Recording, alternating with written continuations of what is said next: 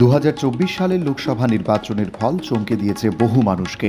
মোদির ক্ষমতায় ফেরা প্রায় নিশ্চিত, তবে এবার তাকে সরকার চালানোর জন্য নির্ভর করতে হবে শরিক দলগুলির উপর।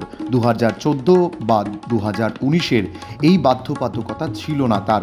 শরিকদের সমর্থন ছাড়াই সরকার গঠনের মতো অবস্থায় ছিল বিজেপি। এবার সেই নিরঙ্কুশ সমর্থন আসেনি বিজেপির হাতে, তাই ফের জোট শরিকদের গুরুত্ব বেড়েছে।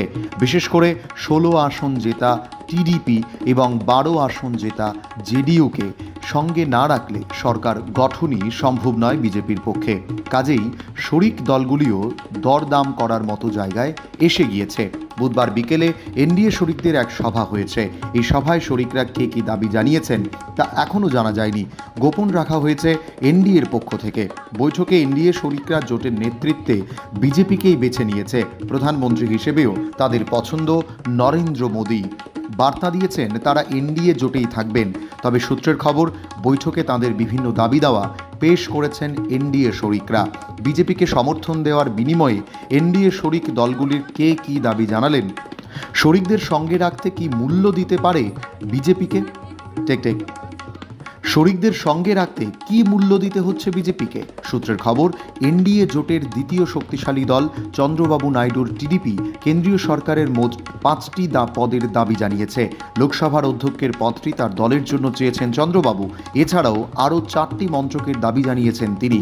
এর মধ্যে রয়েছে গ্রামোন্নয়ন মন্ত্রক এবং সড়ক পরিবহন মন্ত্রক। পাশাপাশি আরও 2টি দপ্তরের প্রতিমন্ত্রীর পদ দাবি করেছেন তিনি।